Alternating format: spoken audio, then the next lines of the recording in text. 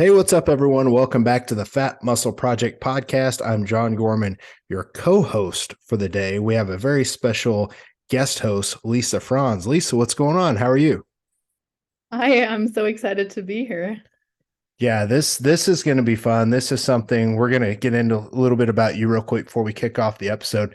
This is something that I've been thinking about for a while. You just had me on your podcast about a week ago, and I know, listen, in the podcast world, we just pull the curtain back. You're going to be on this podcast before I'm on yours because yours is going to release a little bit later. But I had such a good time on your podcast. I thought, you know what? Why don't you come guest host this one? Because you've got so many good topics that you talk about on your show or that you want to talk about. I figured that this would be fun. So if you would tell us a little bit more about you and your podcast real quick so we can let our listeners know who you are. For sure. So yeah, my name is Lisa. I'm a nutrition coach. I'm the owner and operator of Nutrition Coaching and Life. That's the name of the company. And the podcast that we were just speaking about is just the Nutrition and Life podcast. So I'm a nutrition coach who mostly works with general population as opposed to performance athletes or as opposed to competitors. But nonetheless, John and we really noticed that we had a lot of overlapping topics and things that we obviously agree on. So I'm really excited to be here today also. And I come from a CrossFit background, a little bit more of a competitive nature within me, but I am currently not competing for the last few years, really just been strength training, and I'm currently doing a gaining phase myself, which is the first time that I'm doing that. So I've been experimenting with that for the last 7 months, and it's really interesting. I'm actually really loving it. Surprised how much I am, because I was, like most females, like most women, quite afraid of gaining fat, of course, along the process, and even just seeing the scale move up is, mentally a little bit challenging, but it's been fun. Yeah, it's always a slippery slope, right? Because to put on muscle, most of us mortals, we're going to put on a little bit of fat. So, it's such hard work, especially you're 33. We were talking before the show. I'm 46. The longer you're doing this, because you've been doing this for a long time, you're like almost a decade in now, it just becomes harder to put on that muscle, but you can still put fat on. It's not, putting fat on is not hard. So it's one of those things. I'm with you 100%. Now, you are a world traveler. You're someone that you're traveling all over the world right now. You're in Colombia, right? And you're getting ready to move around. But talk about that here real quick, because I think that's awesome. Yeah, sure. So I'm originally from Germany. I've always kind of had within me that drive of I don't necessarily want to live in Germany. I've been brought up in the sense of traveling a lot. We've always gone on vacations to various destinations, and so once I finished high school, I was like, well, I'm gonna go on a trip around the world, and that sort of took me to New Zealand among many of the other stops, and that's where I more or less got stuck for the next decade nearly. And then in 2019, I decided that that was long enough in New Zealand, since it is a very isolated spot also. And since then, so for the last 4 years, I have been a digital nomad, as they call us, and just been staying in spots for 3 to 6 months, or sometimes even longer. Been here in Colombia now for almost 8 months, and really loving it because it opens my eyes, as we were saying, also just to different cultures, different kind of people, different ways of life, and just generally another form to keep growing and developing yourself. And that's one of the things too, that being a diet coach or nutritionist or someone in the fitness industry that can work mobile, that can, this day and age, we're so fortunate to be able to record podcasts like on two completely different areas, right? Even though you're in the central time zone, which hurts my brain to think about, but I don't know anything about where you are. But you're like, yeah, I'm central time zone too. I'm like, all right, that's cool. But we're in such a cool day and age to where we can do the things we do, reach out and work with our clients from anywhere in the world, right? There's just a time zone difference. But other than that, very cool. You are someone who's very highly educated. You've got more certifications and courses under your belt, I think, than anyone that I've met. You've got a ton of those, which is great. So you have that hunger to learn. And I love that. And this topic for today is a really, really good one. It's something that I have not broken down in a podcast the way that we're about to break down and get into. Why don't you tell everybody what our topic is today? So today we want to talk about what sort of dieting approach really is best for you and your personality and body type. And I think this is a beautiful example of somewhere where science meets coach experience meets individual. And I mean, that doesn't have to be done or thought through with a coach, but ideally, of course, we have some external guidance.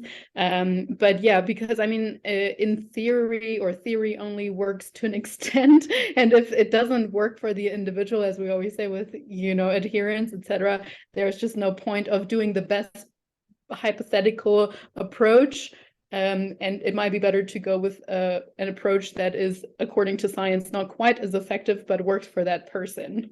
Yeah, there's so many different ways to diet out there, and I've been experimenting basically my whole career. Before we would see things come up in the research, I was that guy trying things like back in 2010 to 2012. I became known as the guy who did these massive refeeds. There were other people before me doing massive refeeds. A guy named Skip Hill did it before any of us. And I learned from him. I just put my own spin on it and changed the things I didn't like. But, I would have clients that were eating, before they got on stage, 2,000 carbs, 2,000, not calories, 2,000 carbs on a Tuesday before they stepped on stage on Saturday. And they were winning. Now, all my other clients that weren't so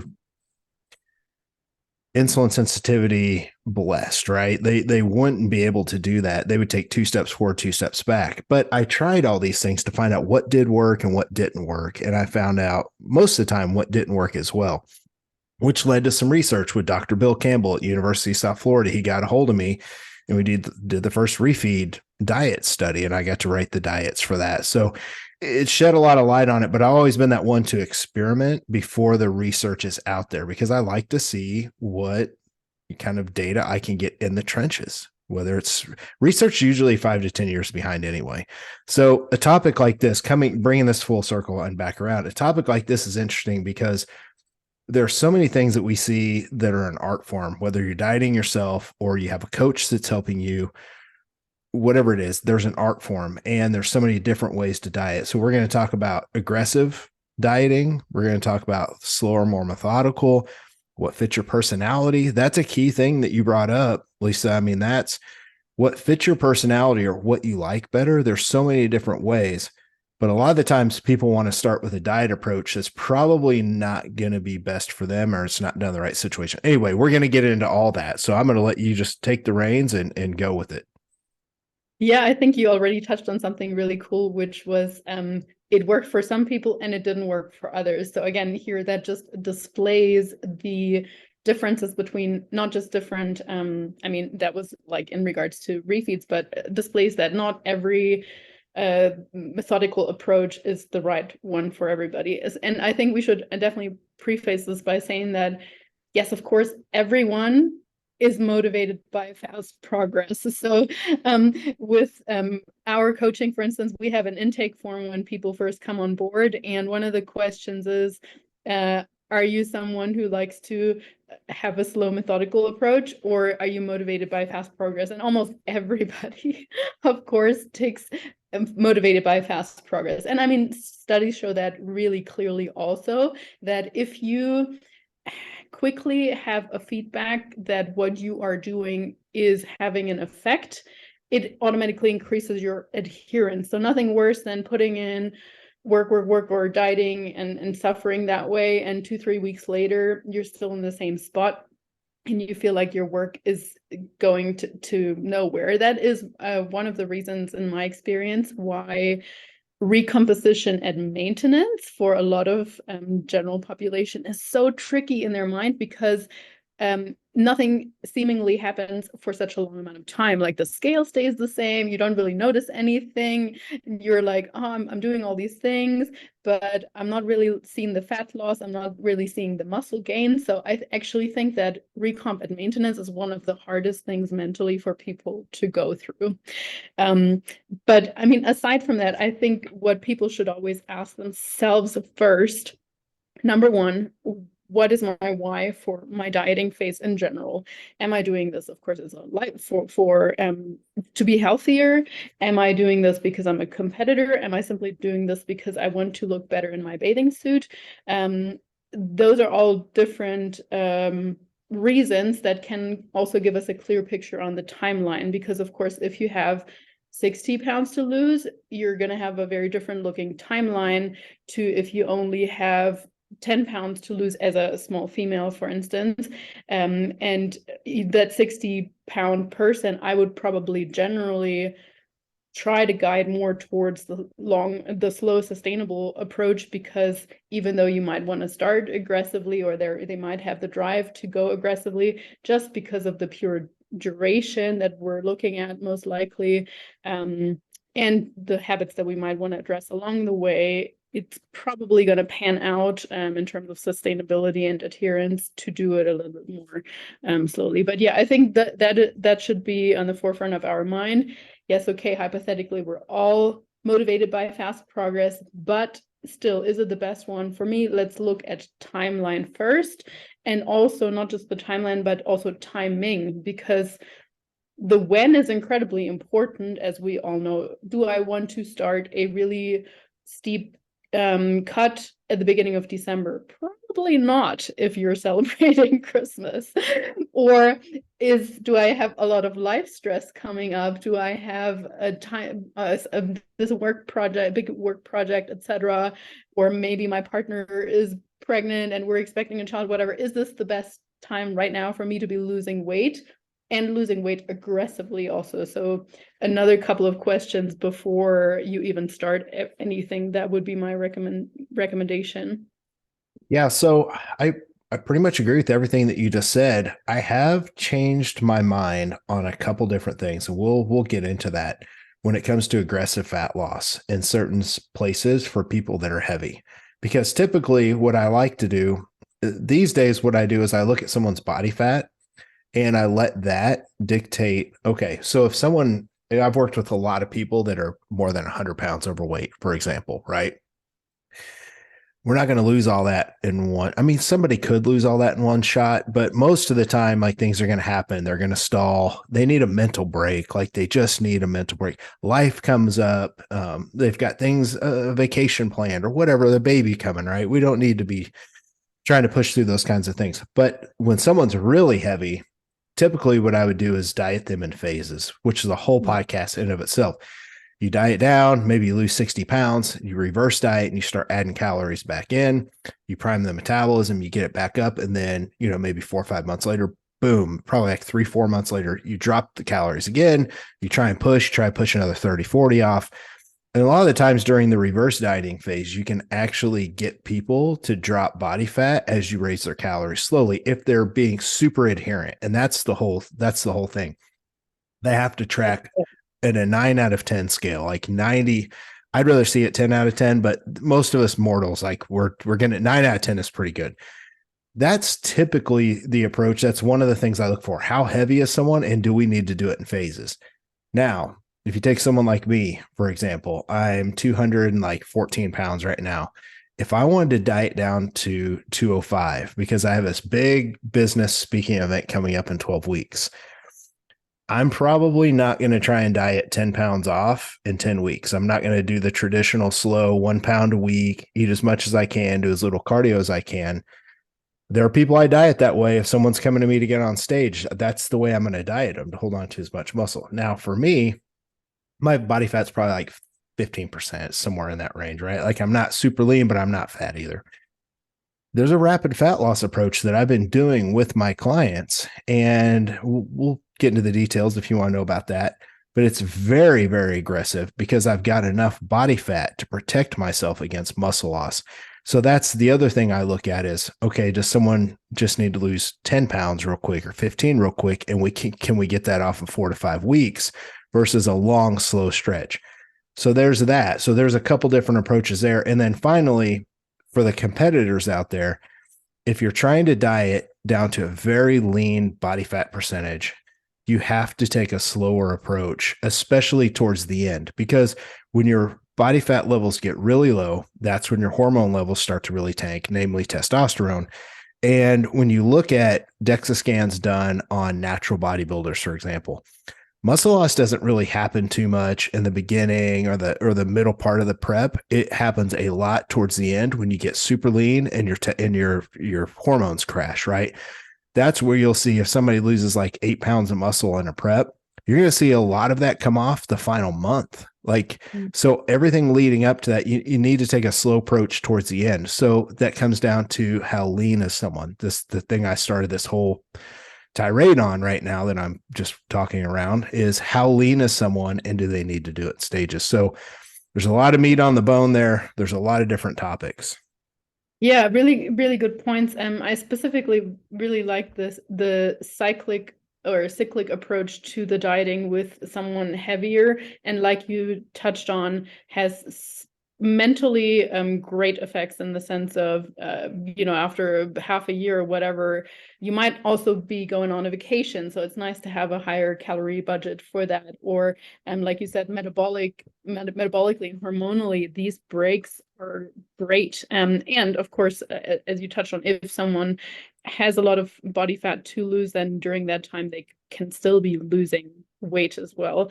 But yeah, nonetheless, with the aggressive approach, I mean, again, if we just look at the science, like I believe there was a 2018 meta-analysis on maintenance of lost weight and long-term management of obesity. So they looked at 29 long-term studies, and it was like very clear that the very aggressive approaches generally were more likely to yo-yo back as well. They didn't necessarily dissect whether there were like diet breaks or refeeds and so on, which I think always sound good to people if they're like, oh yeah, I'm going to go aggressive, but I'm going to have my regular refeeds, etc. Or if people are worried about a certain duration, they often consider diet breaks, as we were just talking about. But I do think that in the cases like competitors or where people don't have quite as much to lose, refeeds always sound great in theory, but we also have to consider that they extend the duration of those studies. So again, this could be another point to think about. Would I rather get in and out quickly and just get it done with, or am I happy that this is not quite as painful and it might take twice as long? You're probably also familiar with the Matador type study, or Matador type dieting, where they basically, I think it is a protocol where you're like in a deficit or a severe deficit for 4 weeks and then at maintenance for 2, or maybe even 2, I don't remember specifically. I think Matador, that stood for minimizing adaptive thermogenesis and deactivating obesity rebound. So basically seeing if that had an effect of like minimizing fat muscle loss, essentially. Yeah. Like from, I don't know what your experience is with your clients, but I have seen really mixed results with that. Like for some people, I think it works really well, especially if you do have to drop calories quite low in order to get weight moving at all. But with other people, I have found that the switch from back and forth into a dieting mindset and not is quite tricky. And like you said, in those maintenance phases, especially initially, we really still need to be super adherent. Like if you're a person that's not 9 out of 10 adherent, then I would not recommend that kind of approach. Yeah, let's go ahead and drill down on this. Let's talk about the rapid fat loss, the approach that I've been using, and then anything that you've got on that. So I'm about to make a post. I've got about 30 people that have either done it or they're finishing up now. And every single one of them have dropped a good amount of weight and they've loved the process. I haven't had one person say, I hate this process. So essentially what I like to do is take 8 total weeks. This is what I've done with all my clients and myself. We took 8 total weeks and I broke that up into 3 weeks of dieting, low calorie. I've kept protein high. First of all, that's the whole key. Protein was kept high. I lowered carbs and fats because those are the fuel sources. And I had them do maybe 10, 15 minutes of steady state cardio a day. That's it. Just on the days they train, right? So like 5, 6 days a week on average. So not a lot of cardio. low calories. So a female might be eating 1,250 calories, for example, 1,300. A guy might be eating 1,900, 2,000. It depends on where they were in the off season. I don't just put everyone on the same calories, but it was a pretty big cut in calories, sometimes 1,000 calorie cut for some people, right? And the goal was to, and these were not lean people, but they weren't, all of them weren't super heavy either. They were as lean as me. They weren't any leaner than me, which is the key. And a lot of people dropped weight. So 3 weeks hard dieting, right? 3 weeks hard. And then we would go into a diet break. Now, what that diet break consisted of was not, hey, just go out and eat and have fun and you've got a vacation. I did have people that did vacations and I made their diet break that week, but I made them track because they're paying for this plan. I can't let them just go eat and go ape shit, right? So what I essentially did was during the diet break, so after 3 weeks of pushing, they were ready for it. So they saw a big drop in weight the first week, pretty good drop in weight the second week. The third week, it was starting to slow down, right? So what does that tell me? They didn't have any high carb days. It was just one day that they had, right? The calories are essentially the same. The next thing you know is they're starting to stall out. And that's time for a diet break. They're starting to get tired. So it was 3 weeks. Mentally, that's pretty hard to make it 3 weeks without a cheat meal or anything like that. Now the diet break came and and I'll just give you an example. Everyone is a little different. Maybe I had someone add 50 carbs to their diet, right? When you say that, people shit themselves. They're like, oh my God, add 50 carbs. I'm like, it's only 200 calories. You're already low calorie, right? So if you're a female eating 1,300, now you're just moving to 1,500, which is honestly, it's still a deficit for a lot of people. And I dropped their cardio the same time. So if they were doing, say, 15 minutes a day, they dropped that. So it's not adding calories, but it's less calories your body has to burn. So you're essentially getting, I don't know, you probably burn 60, 100 calories, whatever. So now you're probably getting a little bit extra, but cortisol drops. So now your thyroid can start to speed back up. Your hormones, you feel better. Your hormones are starting to get back to normal. Like you're not going to crush your hormones in 3 weeks, but it's things start to go back the other direction. And they got to eat 50 extra carbs every single day for a whole week. And then that was week 4. Now on week 5, boom, we dropped the calories back down. We add the cardio back in. They push for another 3 weeks, and then they have one more final diet break to end it. And then after that, I put people back on what I feel is their maintenance calories. Because if you were a guy eating 3,500 calories in the off season, you don't want to just go right back to that.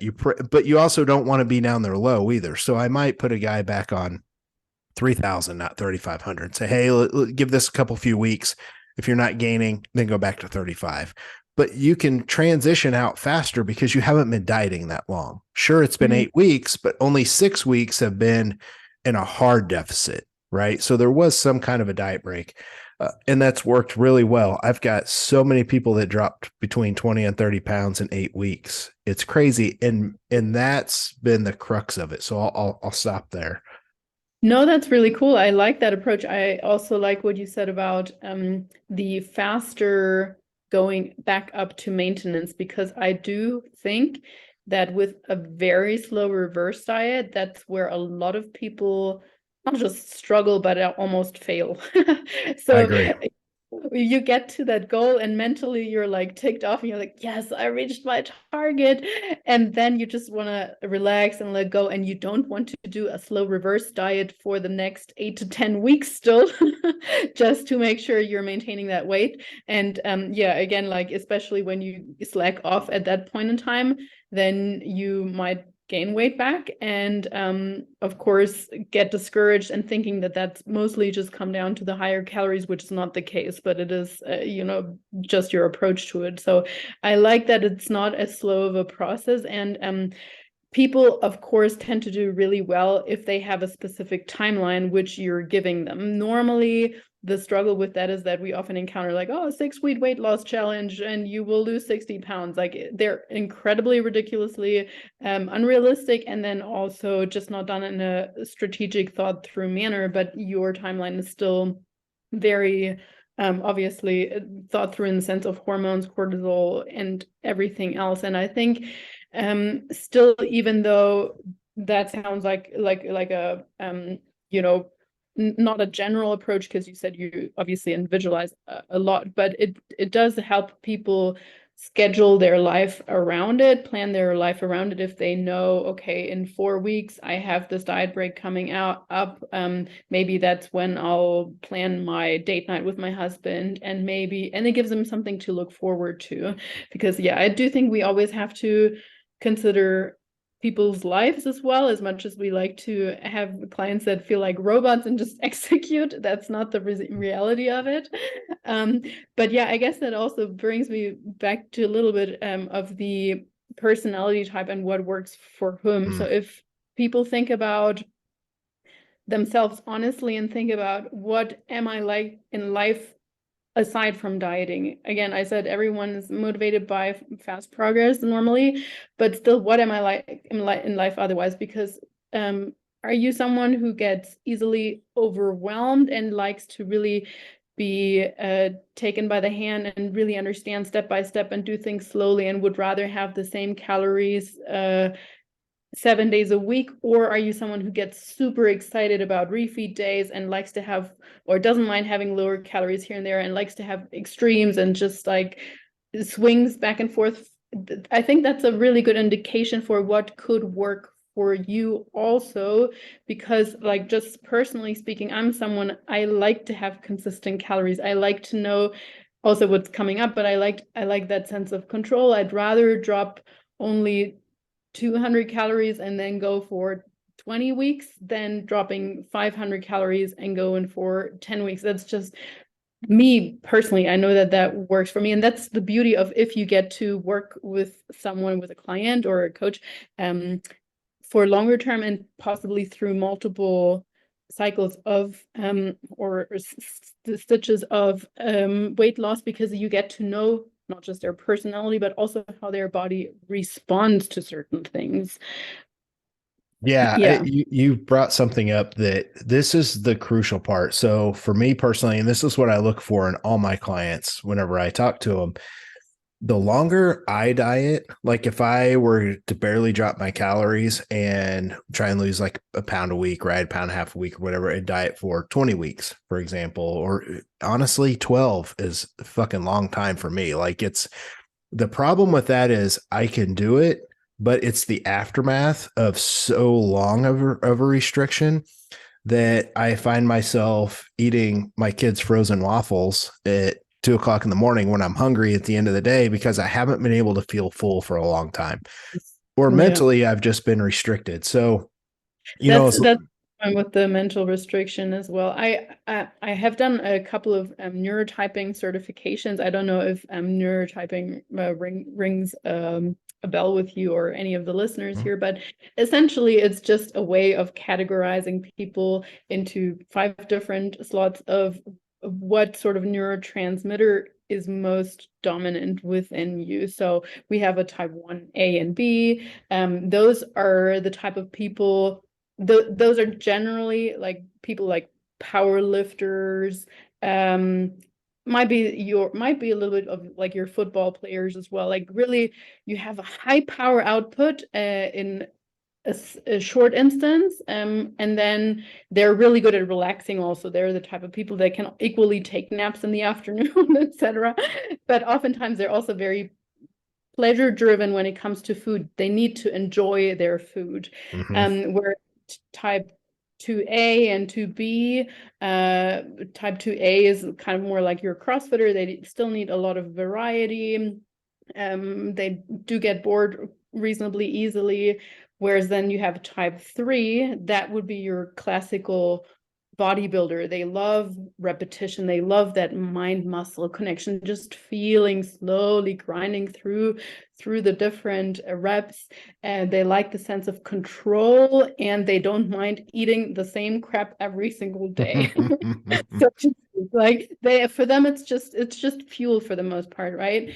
And of course, it doesn't have to be this neurotyping style evaluation of yourself or of someone else.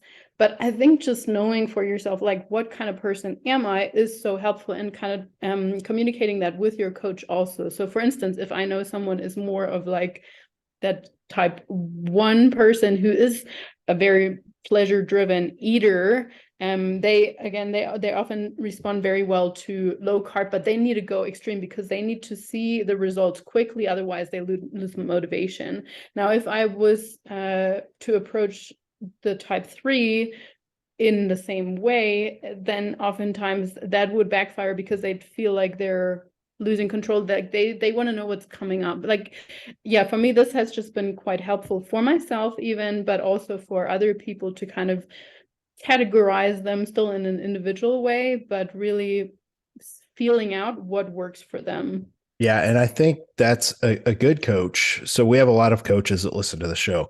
A good coach is going to be someone that's well-rounded enough that you can design a plan that's going to best fit your person, right? And we're talking about the dieting approach, right? But you wouldn't, if you're a coach, you wouldn't just give a CrossFit or a bodybuilding workout, right? Like if you're going to work with different athletes, you're going to specialize their training if that's what you do.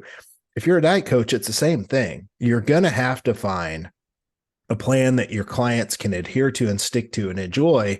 And this goes deep, like this goes really far. And it takes a long time of working with a lot of different people and going through it yourself. That's the number one thing a coach can do, is do these things and go through them yourself, find out what you like.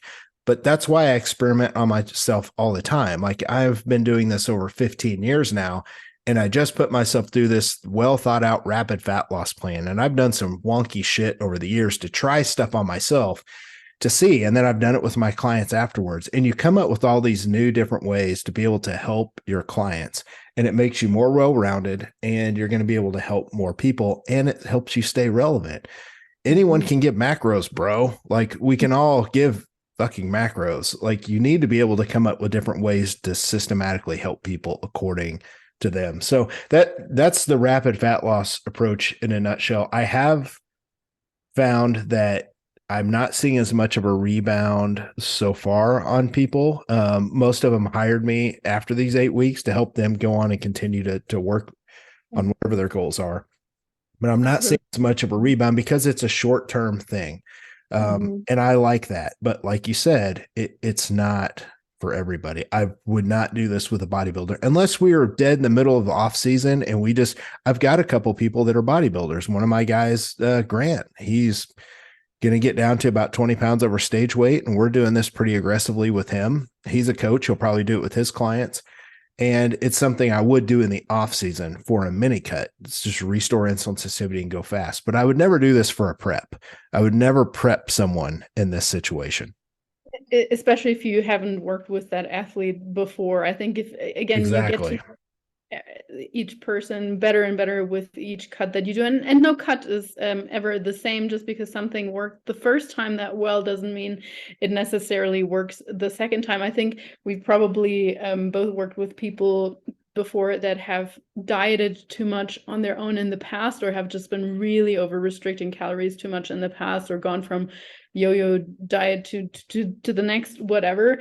And I have found that with those people, oftentimes I do have to drop calories quite low for their body to respond to anything. So while, of course, like I come more from a health background rather than performance background, so I always generally try to work with the minimal effective dose and, keeping hormones healthy, etc. But once you know about someone, they even though they may have been now at maintenance for a little while, or you get them to even do a small building phase or so, just because like your metabolism doesn't forget. It's kind of unfortunately, it doesn't forget. It's forgiving, but it doesn't forget. So if you were really quote unquote bad to it, and you have been restricting your body from food for way too long and demanding too much of it for way too long, and not necessarily to the point of HbA axis dysfunction or anything like that, but then it might be that you just have to take an aggressive approach with your dieting. Otherwise the body is not going to respond with just a 100 calorie deficit or whatever. Yeah, it's one of those things where the longer people stay on a certain amount of calories, the more the body starts to adapt, and those become your normal calories. And I had this theory, I've presented on this at multiple conferences. A lot of the times people will go really low calorie like through the week, 6 days a week, like low calorie to make room for these massive feedings on, say, Sunday, right? Which is honestly, that's what I used to do with my clients back in 2010, 11, 12. So they could eat these massive, massive refeeds. And our thought back then was, well, you're really going to boost your metabolism. You're going to boost leptin. Like you're really going to help. It's going to give you a mental break. It's going to drop cortisol. And it did all of those things. But sometimes it was way too much, right? So you would lose fat for 6 days, and then you would just gain the fat back on, if you ate too much, on Sunday. Well, here's the theory that I had. If you're going 6 days of very low calories, higher cardio to make room for this giant feeding, your metabolism is adapting for 6 days. You're only giving it 1 day to where you're eating at maintenance or above. And to me, so imagine if you did that for 5 months. Now you've got 6 out of 7 days a week for 5 months where your calories have been very low, cardio is super high, and you're only getting, what's 5 months times 4, 20 weeks of actually eating over. And a lot of times people were spinning their wheels, but I saw a lot of people that gained fat super easy because the calories were so low. So it was that metabolic adaptation. Now, I have to say a theory because no one's going to research that. Like there's no way that will ever be funded. No one will ever take the time. I wish they would, because it would show us a lot about metabolic adaptation. And I know good people in the field I could talk to. The problem is getting something like that funded and having the people that are going to stick to the diet. Like that's the thing. You can't just grab college students and like put them through this shit. Like we need actual people like us to be able to do it. So it's probably never going to happen. But in theory, you can think about how the body works and it makes sense. So I don't know what got us on that, but go ahead. As you said, I think it used to be even much more common practice with those huge cheat days or whatever you want to call them, even if they were in a structured calorie way. They're fun. They are fun. But I also think that some of the most recent research shows more that like 1 day of refeeding is actually not enough to offset that metabolic adaptation. I think they saw like a little bit with 2, but oftentimes it's just a little bit of a longer diet. Like if we are dealing with metabolic adaptation, right? Of course, you're still going to get other positive benefits from it. I think the other danger with that kind of approach, and again, not saying that it doesn't work for some people probably really thrive on that, but the other point being that I do think that the more often you do something like that, it probably promotes not a very good relationship with food. Exactly. And probably be better off maybe doing like that. Doesn't mean you can't do refeeds at all. That's really not what I'm saying. I utilize refeeds with my clients all the time, more for adherence purposes, that we drop calories maybe 5 days of the week and then 2 days a bit higher so that they can eat out and all these things. But just in general, it might be more of a deficit or like a difference between those 2 days of like 200 calories. So they might be sitting at 1,500 for 5 days of the week and then 1,700 for 2 other days. And I think that allows much more to also incorporate some of those treat foods in the 1,500 calorie days and smaller quantities, and then not to go quite as overboard on those other 2 days, because I think long term, especially if you do that more often, that could become quote unquote dangerous just in a food relationship perspective. Yeah, I want to go back to, you talked about 1 day refeeding really isn't going to be enough it's not going to boost metabolism like people think it's going to boost it. A couple days has shown to be very positive, and that's what we did at University of South Florida. They did back-to-back refeed days, which is something I never do with my clients, and I'll talk about that in a second. Because we talked about in the study, should we spread them out? Should we do a refeed on Sunday and one on Wednesday, which is what I do with my clients? It's more of a carb cycling approach. They wanted to do back to back, which is very interesting, and it worked very well. I don't like to do back to back because I like to leave room to carb up. So if someone's going to do a high carb day, high calorie day, I want them to be depleted for a few days, carb up so you don't have to store you're not worried about storing fat. And on one day, you're probably not, as long as it's pretty controlled. But now what happens if you carb up on Sunday? If you turn around carb up on Monday, your insulin sensitivity is not as good because you've already carbed up. So now you're carbing up on top of a muscle that's sitting either pretty full, maybe it's completely full. You might start to spill into the fat cell. But there are all these other things, though, like it drops cortisol really hard. It speeds up your thyroid. You're going to burn through a lot of carbs that are in the bloodstream that way. So it's a very interesting approach. Long story short, at USF, that refeed study we did, it worked really well. And it helped people hold on to muscle. It helped them adhere to the plan. They lost the same amount of fat. I'm trying to remember. I was part of the study and now I can't remember. I think there might have been even more fat loss for the people that did it versus the people that just dieted straight calories across the board. But the whole thing, coming back to that, is adherence, though, Lisa. Like you said, adherence is the thing. And if we do things that create an issue with food, it's not, sure, you might lose the weight that you want to lose or the fat you want to lose, you might do that. But if it's going to cause you to tailspin and spin out of control afterwards, you have to really look at that. And that's why, me personally, I don't like to diet for long periods. That's why I will never get on stage ever again. The mental aspect afterwards is not worth it to me. It's not because I'm not hardcore enough. I don't want to have to fucking deal with that. And that's me. But you're right. That mental aspect, that's huge.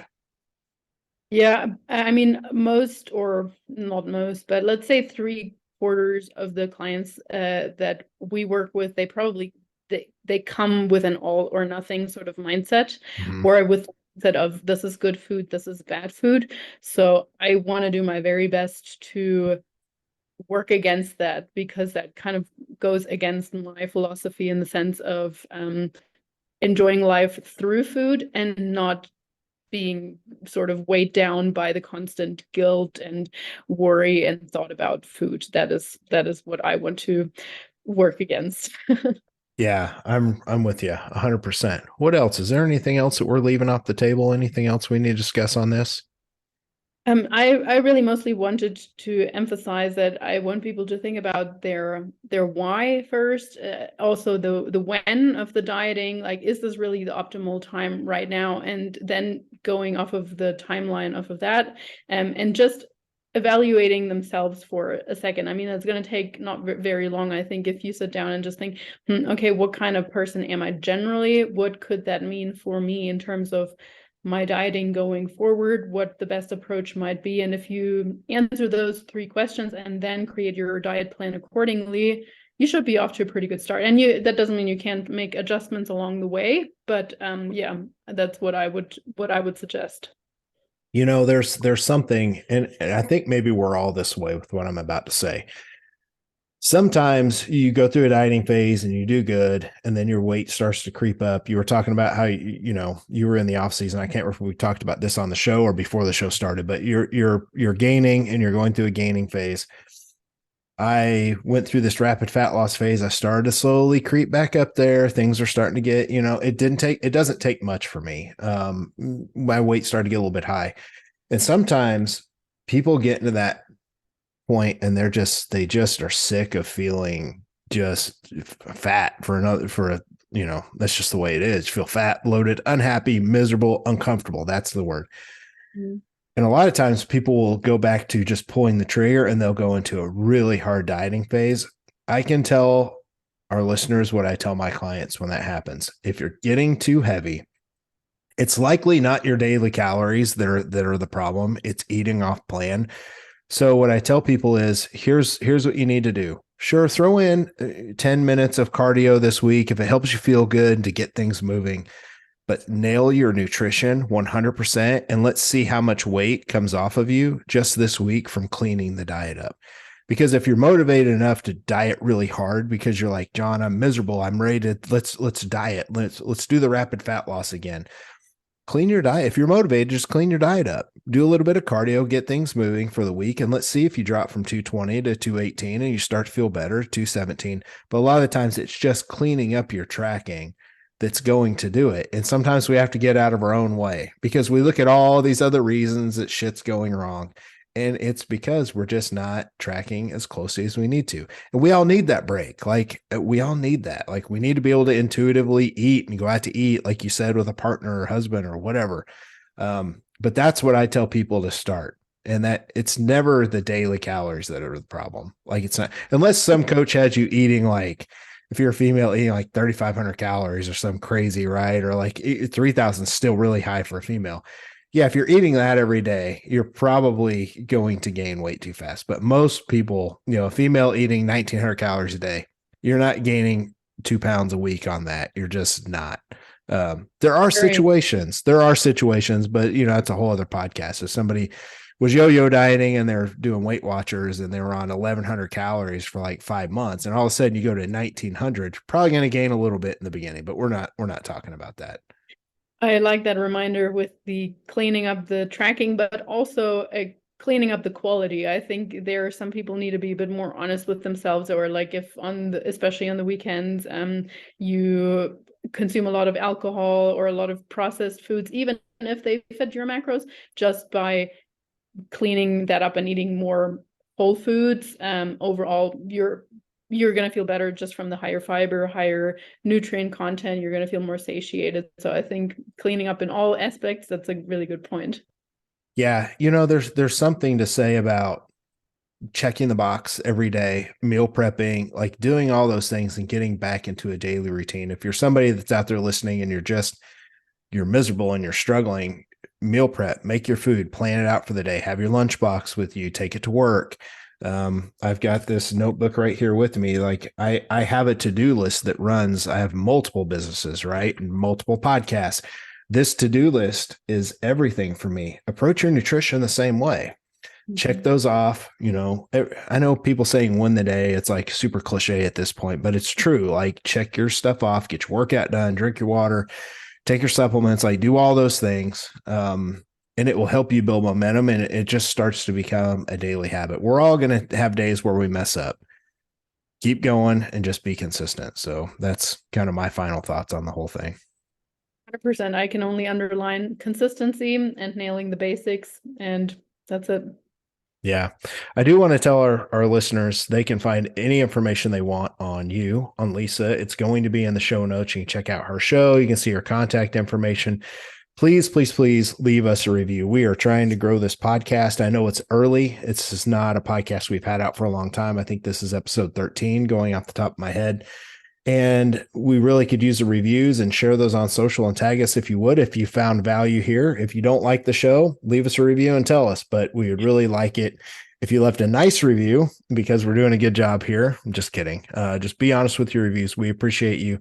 And Lisa, this was fun. I can't wait till our episode comes out on your show, and I'd love to have you back to guest host. So thank you very much.